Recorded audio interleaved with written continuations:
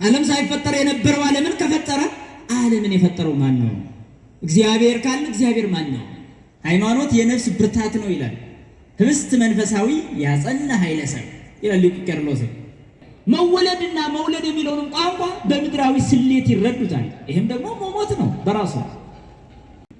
ከመንዛ አኮድልወት ሊተ አድኃንከኒ በብዛ ሳይልከ ሴባሃከ እግዚኦ በኩሉ ጊዜ ወኩሉ ሞኢለ ሕይወትየ እስመ ኪያከ የሴብሑ ኩሉ ኃይለ ሰማያት ወለከ ስብሐት ለዓለመ ዓለም። የተከበራችሁ አባቶቻችን፣ ቤተ ክርስቲያን አገልጋዮች፣ ሁላችሁም መምህራን፣ ዘማሪያን እንዲሁም ደግሞ በተቀደሰች አውደ ምሕረት የተሰበሰባችሁ ምእመናን አባቶች፣ እናቶች፣ ወንድሞች፣ እህቶች በልዑል እግዚአብሔር ስም እንደምን ዋላችሁ? እንኳን አደረሳችሁ። አሜን። በሀብተ ስቦ በረድኤት አቅርቦ በቸርነት ሰብስቦ ያገናኘን የቸርነት ባለቤት አምላካችን እግዚአብሔር ስሙ የተመሰገነ ይሁን። በልብ መታሰቡ በቃል መነገሩ ከፍ ከፍ ይበል። እንግዲህ ቁጭ ብለን ሀሳብ እንድናቀርብ ወይም ነገረ ክርስቶስ እንድናይ ነው የተፈቀደልን። ሁላችሁም ልባችሁን ከትምህርቱ ጋር አድርጉ። ሃይማኖት ለአእምሮ ምግብ ነው። ትምህርት ለህሊና መጠጥ ነው። ውሳጣዊ ማንነታችን የሚፈልገው ሃይማኖትን ነው። ሃይማኖት ጽንዓ ለነፍስ፣ ሃይማኖት የነፍስ ብርታት ነው ይላል። ህብስት መንፈሳዊ ያጸና ኃይለ ሰብ ይላል ሊቁ ቄርሎስ።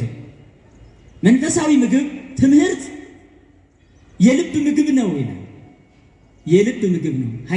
ኃይለ ነፍስን ያጠነክራል። ሲሲተ ልብ ቃላቲሁ ለእግዚአብሔር ውእቱ፣ የእግዚአብሔር ቃል የልብ ምግብ ነው ይላል። የልብ ምግብ ነው ማለት የሰው ልጅ በውስጣዊ ማንነቱ የሚበላ ነው ማለት ነው። ግን ምግቡ ግን በጆሮ ነው የሚቀለበው። ይሰማል፣ ይማራል፣ በዚህም ይመገባል ማለት ነው። ስለምን የሚነገረውን ሰምቶ ነው ልብ የሚመገበው ካለ ግን ፈጣሪ ዓለማት አንጻኤ ዓለማት ገባሬ ሁሉ ፍጥረት ስለሆነው ስለ እግዚአብሔር ሲማር ልቡናው ምግብ ያገኛል ማለት ነው። እንደዛ ነው። ሰው በምድራዊ ምግብ ብቻ የሚኖር አይደለም። ለዛ ነው የሰው ልጅ በእንጀራ ብቻ አይኖርም ከእግዚአብሔር አፍ በሚወጣ ቃል ሁሉ እንጂ ይላል። ይሄ ልዩ አስተምሯቸው። የሰው ልጅ ሆኖ ለመቀጠል ሙሉ ሰው ለመሆን የእግዚአብሔር ቃል ያስፈልገዋል። ስጋዊ ምግብ ብቻ አይደለም። ሰዎች አብዝተው ቢበሉ እንኳን ሃይማኖት ያላቸው መሆን አይችሉም። አብዝተው ቢበሉ እንኳን መንፈሳዊ ጸጋ አይሰጣቸውም። ምክንያቱም በመብል ብዛት ጸጋ አይሰጥምና። ለዛ ነው መንፈሳዊ ዕውቀት ለሐዋርያት የተገለጠውን ለነቢያት የተሰጠውን ዕውቀት በመማር ግን አይምሯችን ወደ ላይኛው ዓለም ከፍ ይላል። በዚህ ሰዓት ነው ሙሉ ሰው መሆን የሚቻለው እንጂ በስጋዊ ምግብ ብቻ የሚኖር ሰው እንስሳ ማለት ነው። አይለይም። ነፍሱን ገድሎ ይኖራል፣ መንፈሱን ገድሎ ይኖራል፣ አይምሮን ገድሎ ይኖራል፣ ልቡን ገድሎ ይኖራል። ይህ ደግሞ ሰው ሊሆን አይችልም። ለዛ ነው ወደ ምንፍቅና የሚነጉደው ሰው አይምሮን ስላልተጠቀመ ነው። በሃይማኖታዊ መስመር የሚጓዝበት እድል ስላላገኘ ነው። ስለዚህ በቤተ ክርስቲያናችን ጥላ ስር ቁጭ ብላችሁ የምትማሩ ምዕመናን እንሆ ቅድመ ዓለም ስለነበረው ስለ መድኃኒታችን ስለ ኢየሱስ ክርስቶስ እናወራላችኋለን። ይሄ ሐዋርያት ያስተማሩንን ነው። አዲስ የምናመጣው ትምህርት የለም። ነቢያት ምን አሉ? ሐዋርያት ምን አሉ? ሊቃውንት ምን አሉ? የዚህ ሁሉ ባለሀብት ነን እኛ። እንደ ውሃ ፈሳሽ እንደ እንግዳ አዳራሽ ስለሆነ ነገር አይደለም የምንነግራችሁ። በመላእክት የተመሰገነ፣ በነቢያት የተመሰከረ፣ በሐዋርያት የተነገረ፣ በሊቃውንት የተመሰጠረ፣ በመነኮሳት ሕይወት የተኖረ እሱም ነው የምንነግራችሁ። ኦርቶዶክሳዊ ሕይወትን መኖር የሚያቅታቸው ሰዎች ወደ ኋላ ማፈግፈጋቸው አይቀሩምና ልብ ልትሉ ይገባል። እንግዲህ ዓለም ሳይፈጠር ስለሆነው ነገር ሐዋርያው ቅዱስ ጴጥሮስ ያነሳውን መነሻ በማድረግ ነው ጥያቄው የቀረበልን። ዓለም ሳይፈጠር ስለነበረው ሁኔታ እዚህ ላይ ሁነን በእምነት መነጽር እንመለከታለን እንጂ በመኖር አናውቅም። ምክንያቱም ከዓለም መፈጠር ወዲህ ያለን ሰዎች ስለሆን፣ ስለዚህ ግሱሱ ዓለምና ስለ ረቂቃኑ ዓለማት በሙሉ በፊት ስለነበረው ሁኔታ አንድ ሰው እዚህ ላይ ሆኖ መሰረታዊ የግል ዕውቀቱን ተጠቅሞ ማግኘት አይችልም። ነገር ግን ራሱ ነግሮናልና የተነገረን ይዘን ነው የምንነጋገረው ማለት ነው። እንግዲህ ይህ ቀና ብለን የምናየው ሰማይ፣ ዝቅ ብለን የምንመለከተው ምድር፣ በቀኝ በግራ በፊት በኋላ የሚታዩ እጽዋትና ልምላሜዎች በሙሉ፣ በላይ የሚበሩ ፍጥረታት፣ በታች የሚሽከረከሩ እንደዚሁ አራዊትና እንስሳት፣ ሁሉም የሚታዩና የማይታዩ ፍጥረታት ሳይኖሩ ይሄ የምንኖርበት ዓለምም ሳይቆም እንደ አረንጓዴ በውሃ ላይ ሳይጸና ማን ነበረ? አዎ በደንብ ተሳተፉ። ይሄ ዓለም መጥቶ ነው የተፈጠረው። ካለመኖር ወደ መኖር የመጣ ዓለም ውስጥ ነው የምንኖረው። ስለዚህ እኛ በእምነታችን ግን ከዓለም ውጭ ወደ ሆነው አምላክ እንጓዛለን። አይምሯችንም ይህን ሊቸከም ተደርጎ ተፈጥሮልናልና ለዛም ነው። ስለዚህ ነው መጻሕፍት የሚመሰክሩልን ከዓለም በፊት ስለነበረ ሁኔታ ሲነግሩን ከእግዚአብሔር ውጭ ማንም እንዳልነበረ ይነግሩናል። እውነትም ነው። ከፍጡር በፊት ፈጣሪ ነው ያለው። ይሄ የታወቀ ነገር ነው። ስለዚህ ይህንን መጻሕፍት በመጀመሪያ እግዚአብሔር ሰማይና ምድር ፈጠረ ብሎ ከሚነግረን ከሊቀ ነቢያት ሙሴ ጀምሮ ስንነጋገር እግዚአብሔር ሰማይና ምድር ፈጠረ ብሎ ይጀምራል። በመጀመሪያ ሰማይም ከነነዋሪዎቹ ምድርም ከነነዋሪዎቿ ተፈጥራለች። ይህንን ያስገኘና የፈጠረ ማን ነው ከተባለ እግዚአብሔር ነው። እዚህ ላይ ነው እንግዲህ ነገረ ክርስቶስን መማር የምንጀምረው። ዓለም ሳይፈጠር የነበረው ዓለምን ከፈጠረ ዓለምን የፈጠረው ማን ነው? እግዚአብሔር ካለ እግዚአብሔር ማን ነው ወደሚል ጥያቄ እንመጣለን ማለት ነው። ስለ ዓለም መፈጠሩ እንኳን ግልጽ የማይሆንላቸው ያለ ፈጣሪ እንደተገኙ የሚያስቡ በርካታ ሰነፎች በዝተዋልና መዝሙረኛው ዳዊት እንዲህ ያሉትን ሰዎች ይገስጻል። ይል አብድ በልቡ አልቦ እግዚአብሔር፣ ሰነፍ በልቡ ፈጣሪ የለም ይላል፣ እግዚአብሔር የለም ይላል። ፈጣሪ የለም ማለት ስንፍና ነው፣ እብደት ነው ማለት ነው። ስለዚህ ዓለም ሳይፈጠር ስለነበረው ስለ እግዚአብሔር ስንነጋገር እግዚአብሔር በቅድምና ነበረ፣ በሐልወት ነበረ፣ በባህሪው ነዋሪ ነው። አስገኝ የሌለው አስገኝ፣ ፈጣሪ የሌለው ፈጣሪ፣ ቀዳሚ የሌለው ቀዳሚ ነው። ታዲያ ስለ እግዚአብሔር ስነጋገር እግዚአብሔር ስንት አካል ያለው ነው ወደሚል ሀሳብ ነው የምንገባው ማለት ነው። እግዚአብሔር ብለን የምንጠራው በቤተ ክርስቲያናችን ማንን ነው? ስንት አካል አለው? እስኪ መልሱ። እግዚአብሔር ስንት አካል አለው? መልሱ። ስንት አካል? ሶስት አካል። አንድ አካል ማለት በቤተ ክርስቲያናችን የተወገዘ ትምህርት ነው። አንድ ገጽ ማለት የተወገዘ ትምህርት ነው። በቤተ ክርስቲያን እግዚአብሔር አለ እንላለን። ያለው እግዚአብሔር ግን ስንት አካል ነው ተብለን ከተጠየቅ ሶስት አካል እንላለን። በዚህ ራሱ ሶስትነቱን የገለጠልን ግን ራሱ ነው። ሰዎች ወደሱ ደርሰው ሶስትነቱን አምጥተው ነግረውን አይደለም፣ ራሱ ስለገለጸ ብቻ ያወቅነው ነው። ይሄ መታወቅ መቻል አለ። ስለዚህ በመጀመሪያ እግዚአብሔር ሰማይና ምድርን ፈጠረ። ዘፍጥረት 1:1። ታዲያ እግዚአብሔር ፈጠረ የተባለ ይህ እግዚአብሔር ስንት አካላት አሉት ብለን ስናምን ሶስት አካላት አሉት እንላለን። ዓለም ሳይፈጠር ስለነበረ ሁኔታ ነው የምናወራው። እግዚአብሔር ብለን ስለሆነ እያወራን ያለ ነው። ዓለም ሳይፈጠር የነበረው እግዚአብሔር እርሱ ሶስት አካላት አሉት። ሶስት አካላት አስቡ። እኒህ ሶስቱ አካላት ደግሞ ምን አላቸው? ስም አላቸው፣ ግብር አላቸው። ሶስቱ አካላት ዓለም ሳይፈጠር ስለነበረው ሁኔታ ራሱ ለነቢያት ለሐዋርያት በገለጠላቸው ለሊቃውንት በገለጠላቸው መሰረት ነው የምናወራው ያለ። ስለዚህ ሶስት አካላት ሶስት ስም አላቸው። አንዱ አካል ማን ይባላል? ጥቀሱ አሁን። ሁለተኛው አካል፣ ሶስተኛው አካል መንፈስ ቅዱስ። በጣም ጥሩ። ስለዚህ ዓለም ሳይፈጠር ከነዚህ ከሶስቱ ውጭ ምንም የለም። አስተውሉ። ዓለም ሳይፈጠር ከአብ ውጭ ከወልድ ውጭ ከመንፈስ ቅዱስ ውጭ የነበረ ፍጥረት የለም። መልአክም የለም፣ ጻድቅም የለም። መቼ? ዓለም ሳይፈጠር። ዓለም የለማ፣ ሰማዩም ምድሩም የለም። ታዲያ እግዚአብሔር በምን ይኖር ነበር ካላችሁ በፈጠረው ፍጥረት የሚኖርና በፍጥረቱ የሚገደብ አምላክ አይደለምና በራሱ በባህሪው ኑሮ ይኖራል። በራሱ ዓለምነት ይኖራል። ለእግዚአብሔር የምንፈጥርለት ዓለም የለምና እንዲኖረው የምናስገድድለት ቦታ አያስፈልግምና ለዛ ነው ሊቃውንቱም ያለ ቦታ እንደሚኖር የነገሩን ማለት ነው። እግዚአብሔር በራሱ ዓለምነት ይኖራል፣ በባህሪው ዓለምነት ይኖራል። ፍጡር ያለ ቦታ አይኖርም። እግዚአብሔር ግን በራሱ ዓለምነት ይኖራል። ስለዚህ አብ ነበረ፣ ወልድ ነበረ፣ መንፈስ ቅዱስ ነበረ። ሶስት ስሞች፣ ሶስት አካላት እናገኛለን። ስለዚህ ነው በኦሪት ዘፍጥረት ምዕራፍ 1 ቁጥር 26 ላይ ስለ ሰው መፈጠር ሲናገር እግዚአብሔር እንዲህ አለ ይላል። እግዚአብሔር አለ ሰውን በመልካችን እንፍጠር አለ ይላል። ስለዚህ አሁን ከፍጥረታት መፈጠር በፊት የነበረ እግዚአብሔር ሰውን ሲፈጥር በመልካችን ብሎ ከአንድ በላይ በሆነ ቁጥር ሲጠራ እናገኛለን። ይሄ መጽሐፍ ቅዱሱ ቃል ከአንድ በላይ በሆነ ቁጥር ሲጠራን ምን እያለን ነው? አንዳንዶች የሶስት አካላትን ትምህርት መቀበል የማይፈልጉ 10 ቢሆንስ 20 ቢሆንስ ብሎ ምክንያት ይፈጥራሉ። በነገራችን ላይ የሰው ልጆች ለማመን የሚቸገሩት የራሳቸው የሆነ ሰብአዊ አመክንዮ በመፍጠር እውነተኛውን ሐሳብ ላለመቀበል የሚታገሉ በመሆናቸው ጊዜ ይሞታሉ። ስለዚህ ነው ሰውን በመልካችን እንፍጠር በማለት ከአንድ በላይ በሆነ አካል ስም ተጠርቶ እናገኛለን። ምዕራፍ 3 ላይ ደግሞ ስንመለከት አዳም ከኛ እንዳንዱ ሆነ የሚል ሥላሴ የተናገሩትን ቃል እናገኛለን። ከኛ እንዳንዱ ሲል አሁንም እግዚአብሔር አንድ አካል ከማለት እንድንወጣ የሚያስገድድ ጥቅስ እናገኛለን ማለት ከኛ እንዳንዱ የሚለው ቃል። ስለዚህ አሁንም ምን እያገኘን ነው? ከአንድ በላይ በሆነ ቃል እያገኘን ነው ማለት ነው።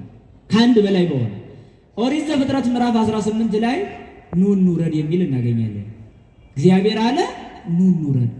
ከሁለት በላይ የሆነ ቁጥር እናገኛለን። አሁን ኦሪት ዘፍጥረት ምዕራፍ 18ን ግን የምናገኘው ግን እግዚአብሔር ለአብርሃም ተገለጠለት ብሎ ነው። ተገለጠለት ካለ በኋላ 3 ሰዎችም እነሆ በፊቱ ቆመው ነበር ብሎ ግልጽ አድርጎ ይናገራል። ይህንን ወደ ሌላ ምክንያት ለመውሰድ የሚያጭበረብሩ ሰዎች ለራሳቸው ሕይወት ኃላፊነት እየወሰዱ አይደለም። ስለዚህ ነው በነቢያትም በሐዋርያትም የተሰበከልንን ሶስትነትን የሚገልጽ ስንናገር እግዚአብሔር ለፍጥረቱ ራሱን እንዲህ ነኝ ብሎ በገለጸበት ነው ማለት ነው። ታዲያ አብ ወላዲነት አስራጽነት ግብሩ ሆኖ እናገኛለን። ወልድ ደግሞ ተወላዲነት፣ መንፈስ ቅዱስ ሰራጽነት እንላለን። ይህንንም በተመለከተ ብዙ ሰዎች ላለመቀበል ብዙ ምክንያት ሲደረድሩ እንሰማለን። አብ ወላዲ ከሆነ ቀዳሚ እንደሆነ እንድናስብ ያስገድዳሉ። አይደለም፣ አይደለም። ምክንያቱም የአምላክ ልጅ አምላክ ሆኖ እናገኛለን። መወለድና መውለድ የሚለውን ቋንቋ በምድራዊ ስሌት ይረዱታል። ይህም ደግሞ መሞት ነው በራሱ፣ ይህም ውድቀት ነው በራሱ። ለሰዎች የሚነገረው ቋንቋ በእግዚአብሔር ዘንድ ተነግሮ ከተገኘ ቋንቋው ለእኛ የሚመጥነው፣ ለእሱ ግን እኛ በመጠንበት በእኛ ልኬት ተለክቶ የሚሰጥ አይደለም። ይሄን የማያውቁ ብዙ ደካሞች ይገኛሉ። ለምሳሌ አሁን ፈጣሪ አወቀ ማለትና ዶክተር እገሌ አወቀ ማለት አንድ ነው እንዴ? አንድ ነው? አንድ መምህር እገሌ አወቀ ማለትና እግዚአብሔር አወቀ ማለት አንድ ነው? ቋንቋው ተመሳሳይ ነው። አወቀ ነው አይደል? እግዚአብሔር አወቀ ማለትና አንድን ሰው ጠቅሰን እገሌ አወቀ ማለት አንድ ነው? የእግዚአብሔር እውቀት ባህሪያዊ እውቀትና ሁሉም ነገር በእውቀቱ ጥላ ስር የሚኖሩበት እውቀት ነው። በሱ ዘንድ ገና የሚታሰቡ ሊሆኑ የሚገቡ ከመሆናቸው አስቀድሞ ሳይታወቁ የሚኖሩ የሉም። ሁሉን ከሀሳብ በፊት ያውቃል፣ ከድርጊት በፊት ያውቃል። ሰው ደግሞ ከዚህ እውቀት ነፃ ነው፣ የለም። ስለዚህ አንድን ሰው አወቀ የምንለው በብዙ ጥረት ያገኛትን እውቀት አድርገን ሰጥተን ነው። እግዚአብሔር አወቀ ማለትና እገሌ አወቀ ማለት የተለያዩ ናቸው። ልክ እንደዚሁም እግዚአብሔር አብ እግዚአብሔር ወልድን ወለደ ማለትና አንድን ግለሰብ አንስተን እገሌ ወለደ ማለት በጣም የተለያዩ ናቸው። ሰማይና ምድር ናቸው። ይህን ልዩነት የማይረዱ በጣም ደካማ ሰዎች አሉ። ልክ እግዚአብሔር ወልድን ወለደ ስንል እግዚአብሔር አብ ስለ ወላዲነቱ ስናወራ በዚህ አይነት በምድራዊ ስሌት ያስባሉ። ይሄ በጣም ሞኝነት ነው። በራስም ላይ ሞትን ማወጅ ነው። እግዚአብሔር አየ፣ በጣም ጥሩ። እገሌም አየ፣ እሺ አንድ ነው አይደለም? አሁን ያየው እሺ፣ የኔ ማየትና የእግዚአብሔር ማየት አንድ አይደለም። የኔ በስጋና በደም በታሰረ አይን ውስጥ ያለም እይታ ነው። ወደፊት ነው ማየው፣ ከዚህ ውጭ ያለውን ማየት አልችልም። የኔ ማየትና የፈጣሪ ማየት አንድ ነው አይደለም። ስለዚህ ነው አንድ አይነት ቋንቋ እንጠቀም ይሆናል፣ ነገር ግን አንድ አይነት ምስጢር እንደሌለው መረዳት ያስፈልጋል። ስለዚህ የእግዚአብሔር አብ ወላዲነቱ ሲነገር በምድር ላይ ስላለው ስለ አንድ ግለሰብ ወላዲነት አታስቡ፣ አይምራችሁ ላይ ሊመጣ አይገባም። እንደዚሁ አንድ ገሌ ወለደ ማለት ከልጁ ይበልጣል፣ ይቀድማል። አዎ፣ ነገር ግን እግዚአብሔር አብ ወልድን ወለደ ማለት ከልጁ አይቀድም፣ አይበልጥም። ይሄንን ነው የነገሩን አባቶቻችን። ይሄንን ሲነግሩን እንደ እሳት ቅዱስ ጴጥሮስ ራሱ ክርስቶስን ጠይቆታል። ምን ብሎ ነው የጠየቀው? አኗኗርህ እንዴት ነው ብሎ ጠየቀው። ራሱ ክርስቶስ ደግሞ ስለ ራሱ አኗኗር እንዲህ ብሎ መለሰለት። አቡየ ፀሐይ ወአነ ብርሃኑ ወመንፈስ ቅዱስ ዋእዩ ብሎ ነገረው። አባቴ ፀሐይ ነው አለ፣ እኔ ደግሞ ብርሃን ነኝ አለ፣ መንፈስ ቅዱስ ሙቀት ነው አለ። ምን ማለት ነው? ፀሐይ አለ፣ ብርሃን አለ፣ ሙቀት አለ፣ አንድ ፀሐይ። ስለዚህ አብ አለ፣ ወልድ አለ፣ መንፈስ ቅዱስ አለ፣ አንድ አምላክ እንላለን። ሶስት አምላክ አንልም። እንደዚህ አይነት አስተምሮም የለንም። አባቶቻችን ያልነገሩንም አናስተምርም፣ አናምንም፣ አንቀበልም። ስለዚህ ነው አብ ወላዲ ነው ማለት አብ በቅድምና የሚኖር ከእርሱ ጋር እኩል የሆነ ቀዳሚ ወልድን ይወልዳል ሳይቀድመው። የፀሐይ ብርሃንና የፀሐይ መቀዳደም እንደሌለበት፣ የፀሐይ ሙቀትና የፀሐይ መቀዳደም እንደሌለባቸው በተመሳሳይ መንፈስ ቅዱስን አሰረጸ። ልክ ሙቀት ከፀሐይ እንዲገኝ መንፈስ ቅዱስ ከአብ ተገኝቷል። ይህ መገኘት ግን ቀዳሚና ተቀዳሚ የሚያደርግ ግን አይደለም። ምክንያቱም አብ ወላዲ ነው አስራጺ ነው ስንል ወልድን ስለወለደ፣ አስራጺ ነው ስንል መንፈስ ቅዱስን ስላጸረጸ ነው። እንደዛ ስለሆነ ግን ቃል ነውና ወልድ ነው። ኢየሱስ ክርስቶስን አሁን የአብ ቃል ብላችሁ ያዙት። ወልድ ቃሉ ነው ለማን? ለአብ። ቃሉን ማን ያስገኛል? ራሱ ማን? አብ። አብ የሚወልደው የባህሪ ልጁን ነው። ለዚህ ነው በዘመነ ስጋዌውን ወልድ ሲነግረን ስለ ራሱ እንዲህ ብሎ ነው ያስተዋወቀን። ራሱ አባቴ ብሎ ነው የነገረን።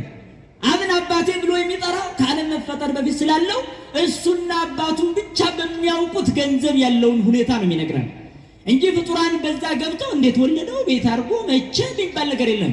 መቼ እንዳንል ጊዜ የለምና፣ እንዴት እንዳንል ሁኔታዎች በሙሉ በእኛ እውቀት ጥላ ስር በታች አይደሉምና ይህን ልትረዱ ይገባል። ስለዚህ አብ ወላዲ ነው ስንል በአምላካዊ ግብር ነው። ወልድ ተወላዲ ነው ስንል በአምላካዊ ግብር ነው። መንፈስ ቅዱስ ሰራጺ ወይም ከአብ የተገኘ ነው ስንል በአምላካዊ ግብር ነው ማለት ነው። ታዲያ ቤተ ክርስቲያናችን ክርስቶስን የት ነው የምትጀምረው በማስተማር ካል ከዓለም መፈጠር በፊት ስላለው የአብ ቃሉ ነው ብላ ነው የምትጀምረው። ለዚህ ነው ሊቁ ሄሬኔዎስ እንዲህ በማለት ይናገራል።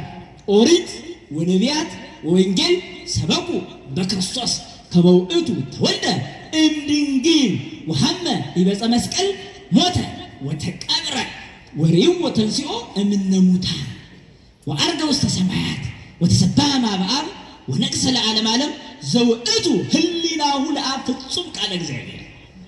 እናተ የቅዱስ ዮሐንስ ደቀ መዝሙር ነው ይህንን የተናገረው። ምን ማለቱ ነው? ኦሪት፣ ነቢያት፣ ወንጌል ክርስቶስን አስተማሩ። ከድንግል እንደተወለደ ልብ በሉ፣ መከራ እንደተቀበለ፣ እንደሞተ፣ እንደተቀበረ እንዲሁም እንደተነሳ በአብ ዘንድ እንደከበረ እንደዚሁም ለዘላለም ንጉሥ እንደሆነ ኦሪትም ነቢያትም ወንጌልም አስተማሩን ካለ በኋላ ዘውእቱ ህሊናሁ ለአብ ፍጹም ቃለ እግዚአብሔር። ይሁም የአብ ፍጹም ህሊናው የአብ ፍጹም ቃሉ ነው ይላል። የአብ ፍጹም ቃሉ ነው ማለት የአብ ቃሉ ነው ማለት ኢየሱስ ክርስቶስ ቅድመ ዓለም ለነበረ ለአብ ቀዳሚ ነውና እሱም ቃሉ ነው። ልጁ ነው፣ ቃሉ ነው። የባህሪ ልጁ ነው። አዎ ልጁ ሲሆን ግን ምኑ ነው? ቃሉ ነው። አብ የሚናገርበት ቃሉ ነው። ስለዚህ ከአብ ወደ ኋላ የሚሆን አይደለም ስንል ቃሉ ስለሆነ ነው።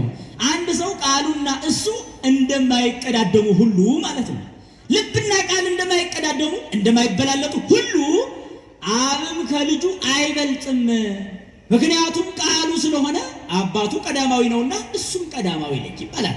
አሐቲ ቅድምና ሆሙ ለሥላሴ ያሉ ሊቃውንት ለዚህ ነው የሥላሴ ቅድምናቸው አንዲት ናት አለ። ይሃሎ አብ ዘመነ ዘእንበለ ወልድ ወመንፈስ ቅዱስ።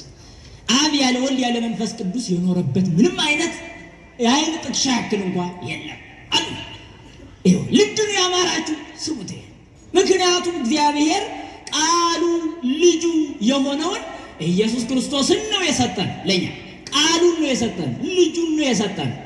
ስለዚህ በቅድምና በቀዳማዊነት ዓለም ሳይፈጠር የታወቀ ያለው ሐዋርያው ያ ቃሉ ወደዚህ ዓለም መጥቶ ከድንግል እንደሚወለድ አስቀድሞ የታወቀ በእግዚአብሔር ዘንድ ያ እንደሆነ የሚታወቅ ስለሆነ ለዛ ነው ዘመነ ሥጋዌውን ዓለም ሳይፈጠር ሳይቀር የታሰበ አለ።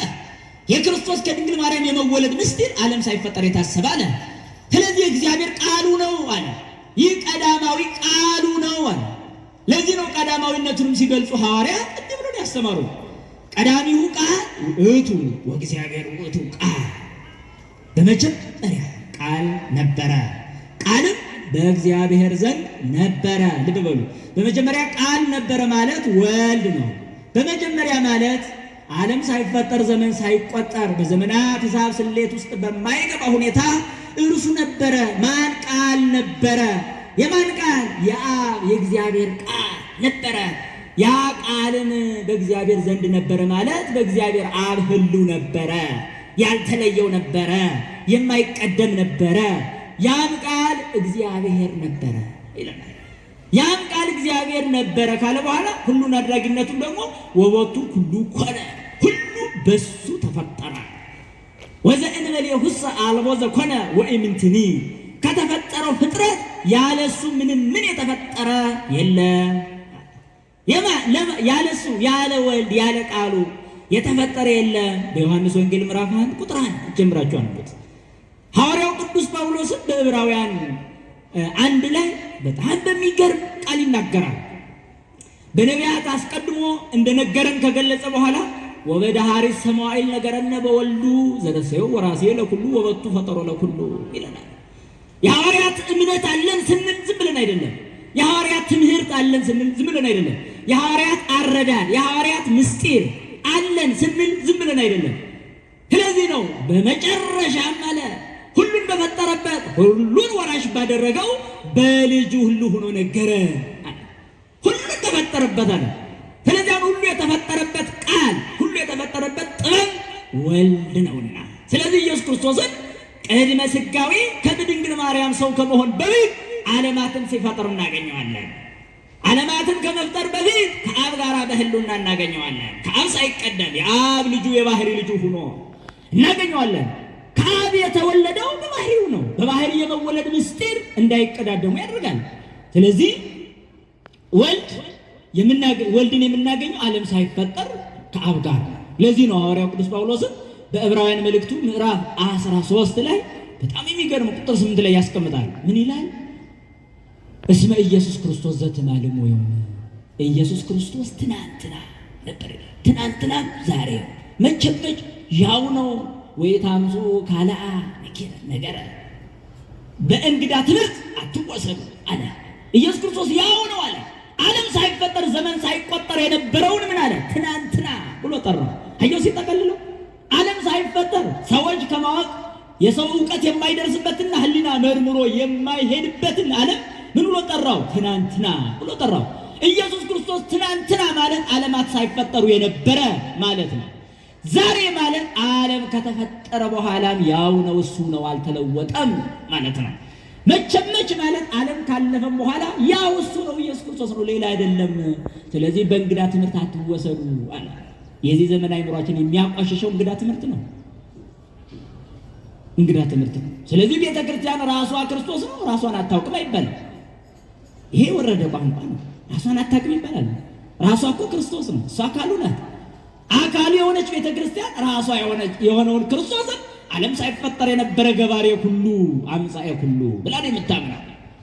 ስለዚህ ነውና ዓለም ሳይፈጠር ክርስቶስ የአብ ቃሉ ነው፣ የአብ ጥበቡ ነው፣ የአብ ልጁ ነው፣ ፈጣሪ ዓለማት ነው፣ አምጻኤ ዓለማት ነው። እኛንም የፈጠረን ነው። ከአብ ከመንፈስ ቅዱስ ጋራ በእኩል የነበረ ነው፣ ገባሬ ሁሉ ብለው ነው የነገሩን አባቶቻችን።